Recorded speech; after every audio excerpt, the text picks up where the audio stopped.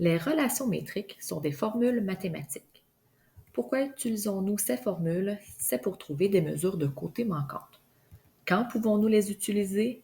Lorsque nous avons un triangle rectangle dans lequel la hauteur issue de l'angle droit est tracée, ce qui forme deux nouveaux triangles rectangles.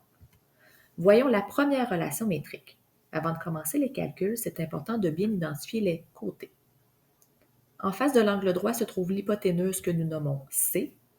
Nous plaçons à gauche la lettre A et à droite la lettre B pour identifier les cathètes. La hauteur est à l'intérieur du triangle. La hauteur sépare le côté C en deux parties. De façon adjacente à A, plaçons CA et de façon adjacente à B, plaçons CB. Nous aurions pu identifier les côtés d'une autre façon. Donc, toujours face à l'angle droit, plaçons C pour l'hypoténuse. J'aurais pu placer le A à droite et le B à gauche.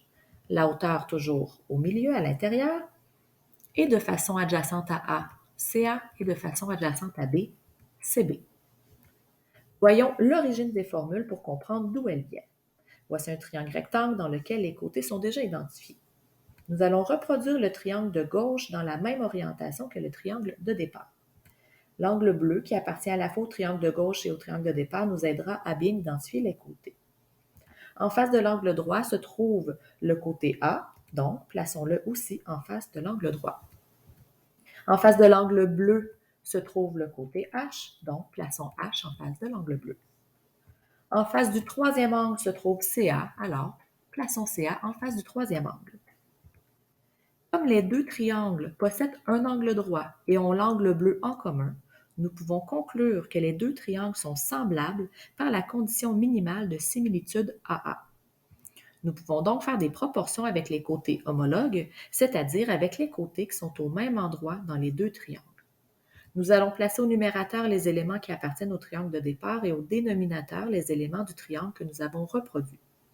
Commençons avec les côtés de gauche dans les triangles. Nous pouvons donc inscrire le rapport A sur CA.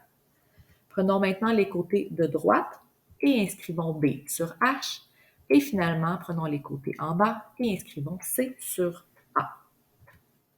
Prenons le premier et le troisième rapport.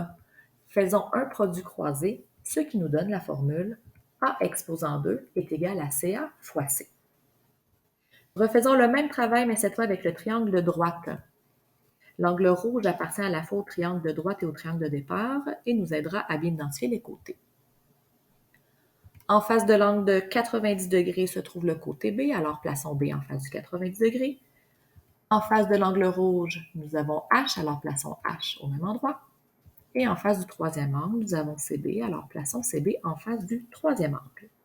Ces deux triangles sont semblables par la condition minimale de similitude AA, étant donné que les deux ont un angle de 90 degrés et ont un angle rouge. Faisons maintenant les proportions avec les côtés homologues. Commençons avec les côtés de gauche. Nous avons donc A sur H. Prenons les côtés de droite. Nous avons B sur CB. Et finalement, les côtés en bas nous donnent C sur B. Prenons le deuxième et le troisième rapport. Faisons un produit croisé, ce qui nous donne la formule B exposant 2 est égal à CB fois C. En résumé, nous connaissons deux nouvelles formules pour trouver des mesures de côté manquantes dans un triangle rectangle. A exposant 2 est égal à CA fois C et B exposant 2 est égal à CB fois C.